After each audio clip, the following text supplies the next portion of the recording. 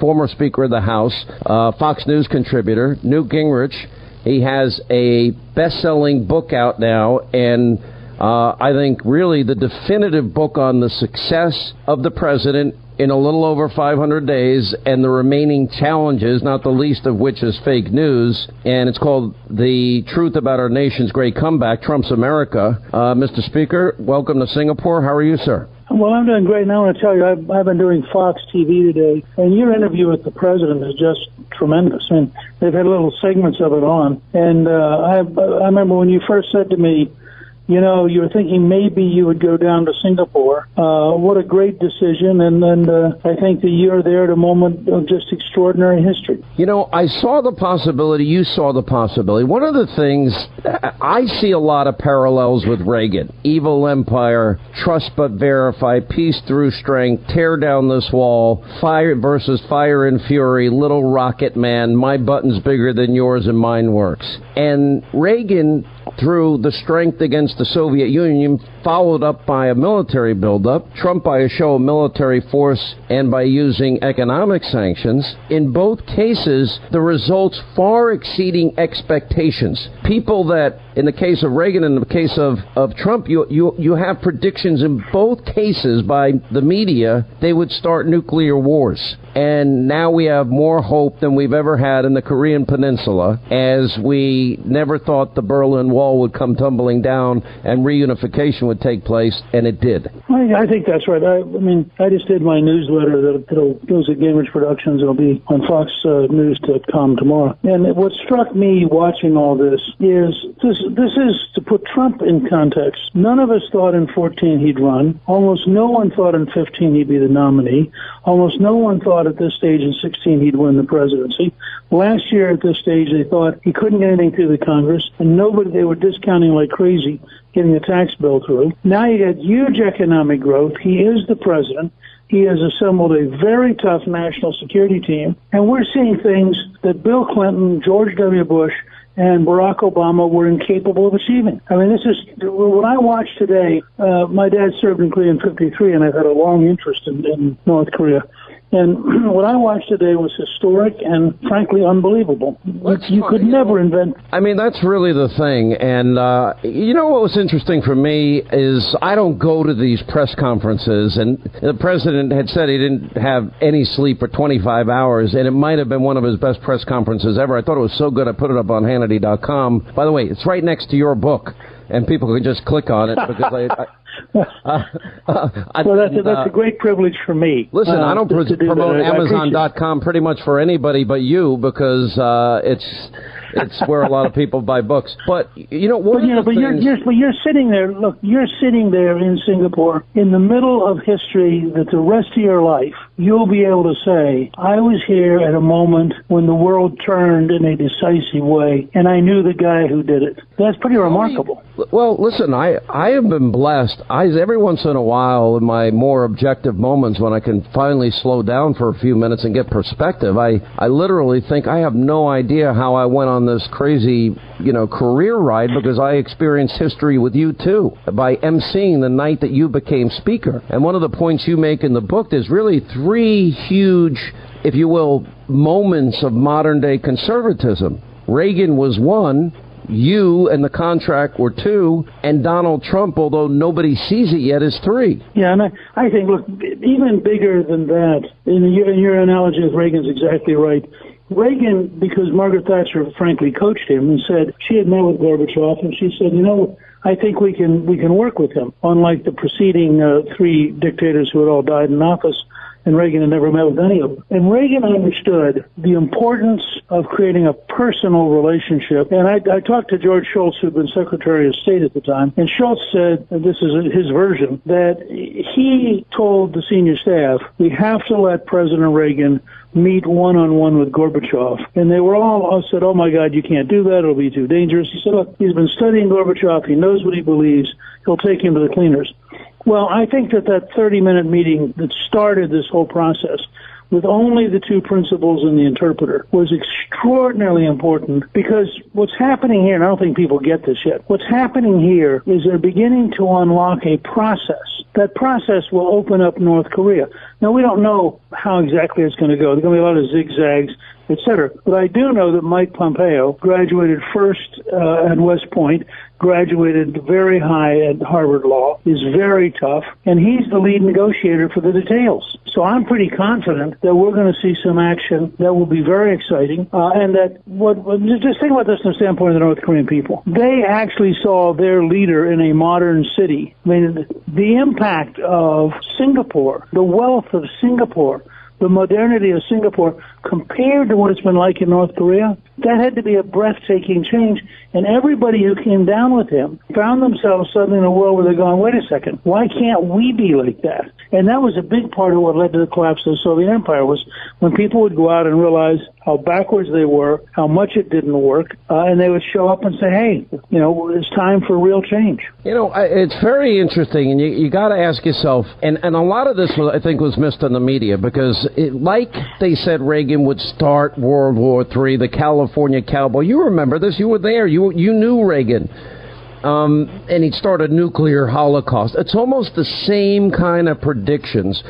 And I was making this point on the program yesterday, is that, and I quote you often about what happened at 10 p.m. election night, November 2016, is there was this sort of mass psychosis that has taken place in terms of both the media and the Democrats. Nobody thought this can happen. They've been wrong about Trump every single step of the way.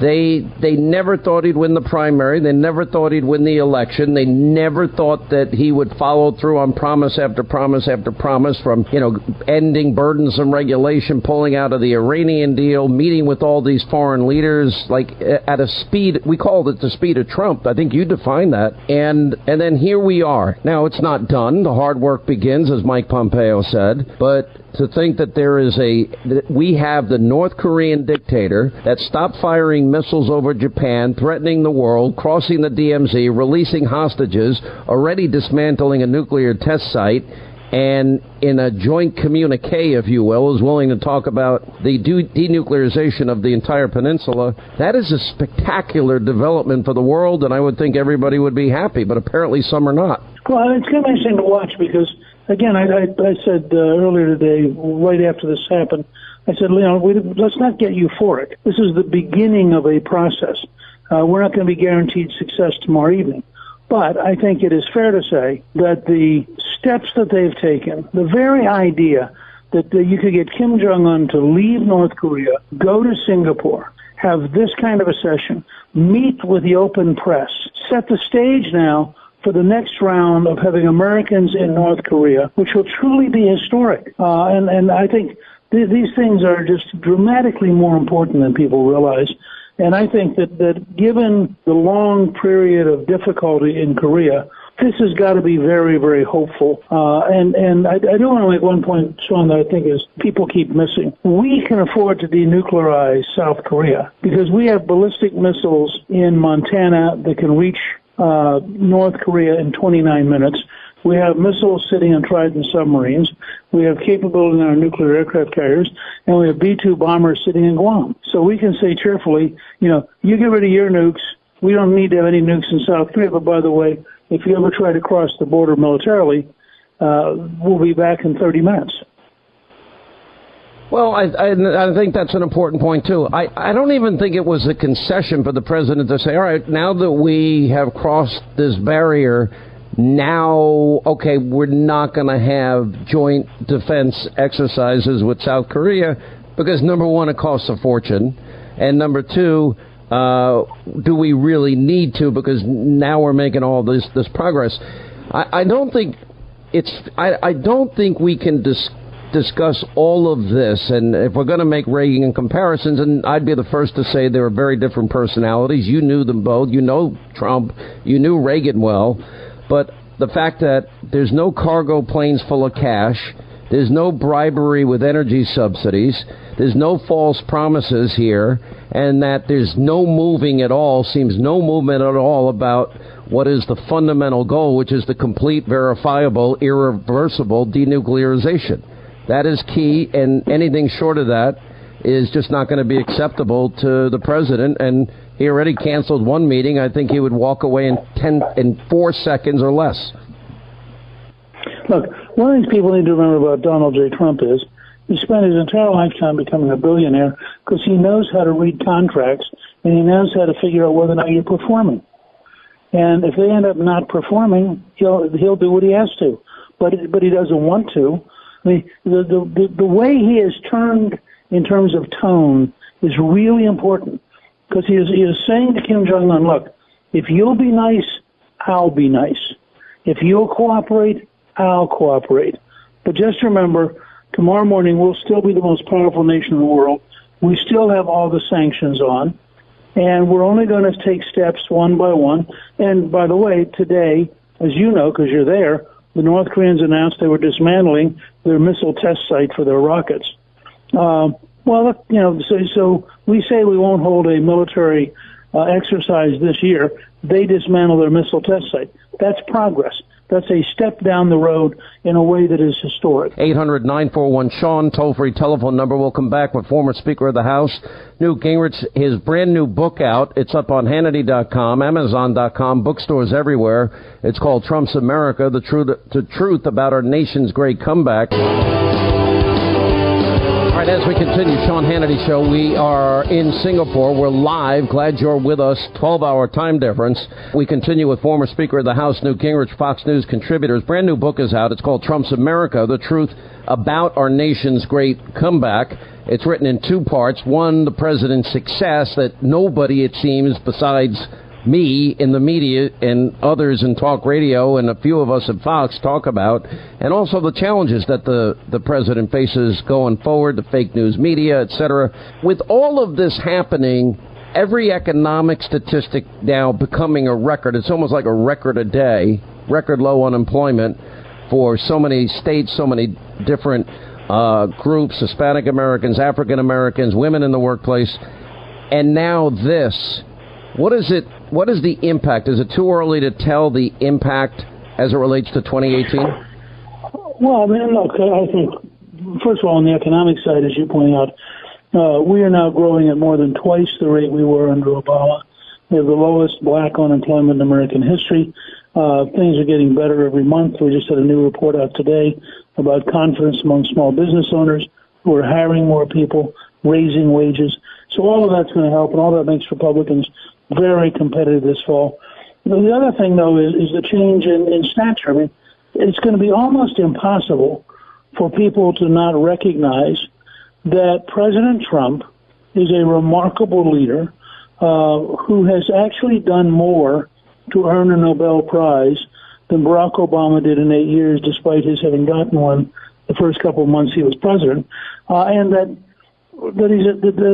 Trump is a serious man. I mean, you can't look at what just happened and not be just struck with how truly serious he is and how much he's accomplishing in a way that very few people could have. Mr. Speaker, congrats on the book, another big New York Times bestseller, Trump's America, the truth about our nation's great comeback. Thank you for being with us. We will make America great again.